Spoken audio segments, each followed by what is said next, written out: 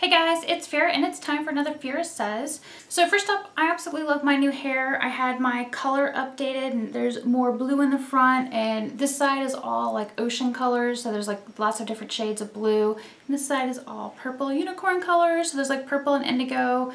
And it's a little wavy right now because I was testing out a curling iron, so that's why there's a little bit of wave going on. It's not completely straight, but I love all the colors, and I'm not sure like how well comes across in the video, but it's got all kinds of pretty colors.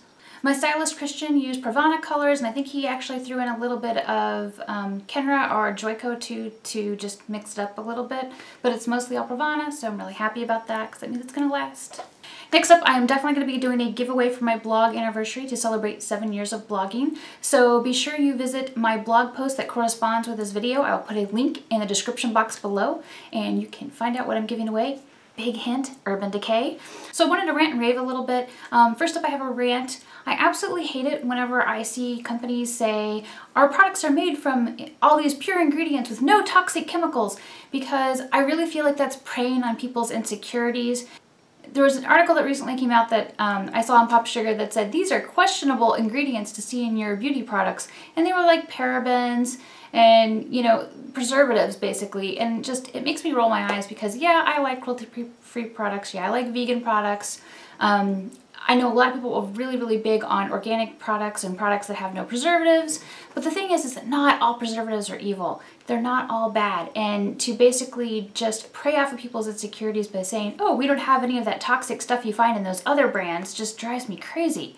You really truly want a little bit of preservative in your lipstick or you're gonna find mold, and that would be gross. Okay, I love to read, and you guys know this because I've talked about a bunch of the different books that I read on my Kindle, and what I wanted to say is that when I made the jump from physical books to Kindle, I didn't look back.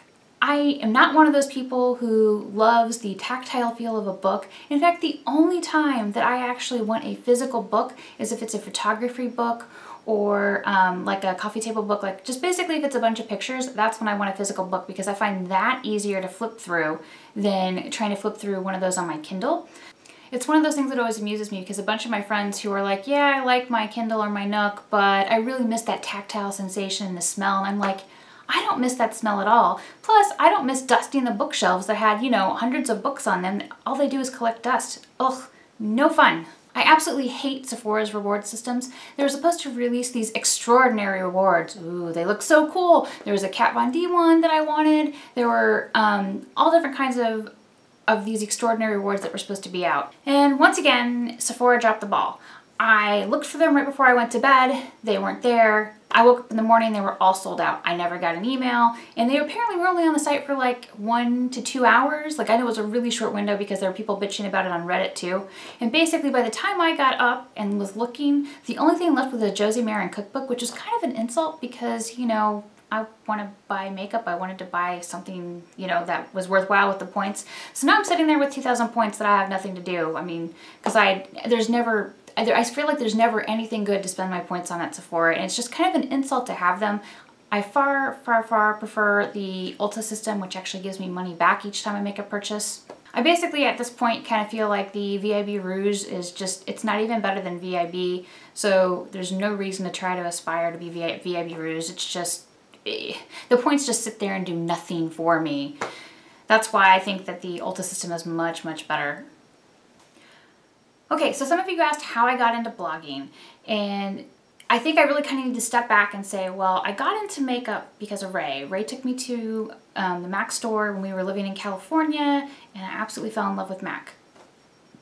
Fast forward to me living here in Tampa, and a friend of mine saying, why is your foundation too dark for your skin? And me saying, well, it's too dark because this is the lightest shade MAC has, and they don't make anything paler. And my friend, being very smart, saying, well, why don't you look on the internet and see if you can find a company that makes paler shades, because I think it looks awful on you. And I really appreciated her honesty. So I started looking around on different blogs, trying to find reviews on pale foundation shades, and I somehow stumbled into mineral makeup. I found blogs like The Shades of You, who were doing reviews on mineral makeup, and I decided, well, I'll buy some of those, give them a try. And then because I was also reading Musing of a Muse and Temptalia and a couple other sites, I'm like, well, Maybe I should just try to share my experiences with these pale foundation shades. I can't be the only person who has this problem. And no, I wasn't. So for the first couple years that I blogged, I guess basically the first 4 years that I blogged about MAC, anything I bought from MAC, and I blogged about indie makeup, and I really got into indie makeup and I loved it. Didn't like all the drama that you often find in the indie community, which, you know, that's a bummer. But in 2012, something very big happened. MAC decided to start selling in China. They were no longer cruelty-free, and that really just pushed me over the edge. I was completely heartbroken over this issue, and I said, okay, fuck it, I'm gonna go cruelty-free on my blog. I'm gonna take a stand. I wanna make a difference, even if it's just, you know, a little difference. I wanna make a difference. So I went cruelty-free on my blog and started trying to educate people without being all, you suck if you don't buy cruelty-free. Instead, I'm like, hey, here are these awesome cruelty-free brands that you should check out. They make products that you'll like, that they, you know, they do the things that you're looking for. So I try to basically get people to consider cruelty-free products without feeling like I'm shaming them. I'm trying the whole, you know, educate people and then let them make their own decisions rather than just being pushy and saying you're killing animals, you're hurting people, you know, you're hurting people, etc., etc. From having moved on from MAC, I haven't regretted it.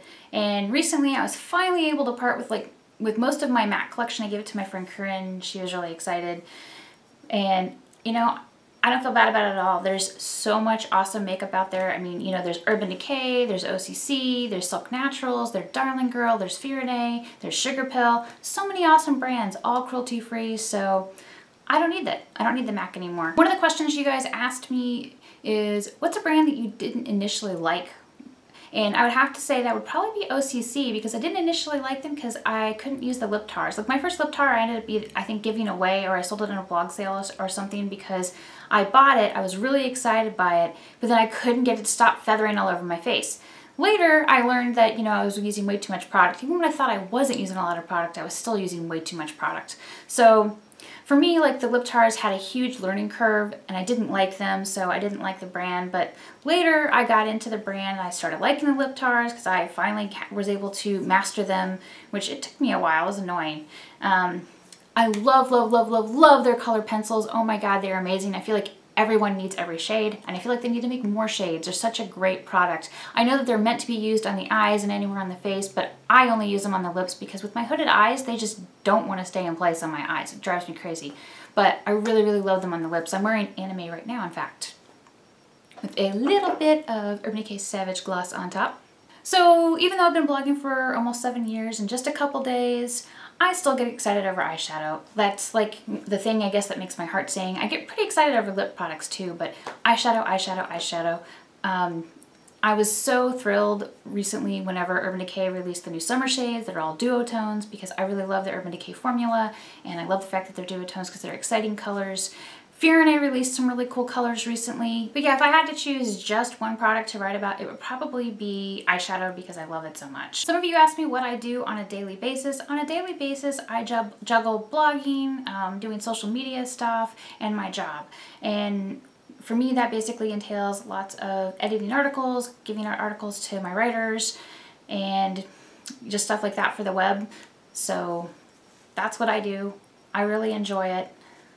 Some days I feel really overwhelmed because I'm trying to spend a lot of time on my blog and everything that revolves around blogging, so like sharing my posts on social media, visiting other blogs, stuff like that, and do my work, as well as take care of stuff around the house and take care of my dogs. So I feel like sometimes, you know, for me at least, I feel like sometimes it's hard to get everything done that I want to get done, and I don't even have kids, so it's not like, you know, I have to balance that as well.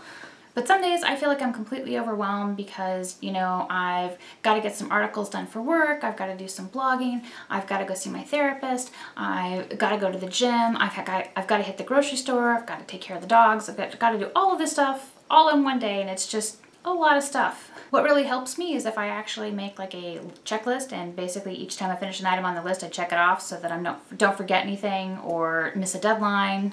I also use a little planner. That really helps too, so that I can see what I need to be doing for the month. Someone asked what the best thing was that I've gotten from blogging, and I would have to say it's the friendships that I've made with everyone. I've met so many awesome people that I talk to on a daily basis, like Christine from 15 Minute Beauty, Jen from My Beauty Bunny, Kelly from Goldilocks Reviews, like people that I genuinely care about and who care about me. So I really like that. It's nice to feel like I have this circle of friends that I can go to, or that I can confide in. I really feel like I've met a ton of kind individuals, both among other bloggers as well as like my readers and fans. So you guys are awesome. Thank you. You make me feel much less socially awkward. You guys really make it worthwhile for me to keep going. When I feel down, you encourage me. When things are going well, you cheer me on. So I really love it. So one of the things that really bugs me about the beauty industry is that there are like 6 big companies out there that own like 95% of all the companies. One of the reasons that I love to support indie beauty brands is that they're cruelty-free, they offer a lot of vegan products, and they're not owned by one of the big 6. So I feel like sometimes for these smaller companies, it's much easier for them to see like a need in the market and then to create a product to fulfill that need and then get it out to the public. So I kind of think that's cool. I recently read an article that talked about how ColourPop has like a 1-month turnaround for getting out new products, where most companies tend to have like an 18-month lead time. So I'd say that's pretty accurate for most of the indie brands I know too. They will come up with a product idea, they can test it, and then get it out in somewhere between 1 and 2 months. That's pretty cool. Additionally, I really love indie products because they make a lot of unique items. So if you look at, Phyrra as an example, they have their arcane magic eyeshadows, and these are really complex, beautiful eyeshadows that you don't really see anywhere else. So I think it's really something, I like the unique, so I think it's something worthwhile, and I like to support brands like that. Anyway, I have babbled at you long enough. I hope that I've answered some of the questions that you had. If you have more questions, let me know below. I can always do another Q&A. If you haven't already, be sure you subscribe to my channel. I make new videos on Tuesdays and Fridays and sometimes in between. Thanks so much for watching.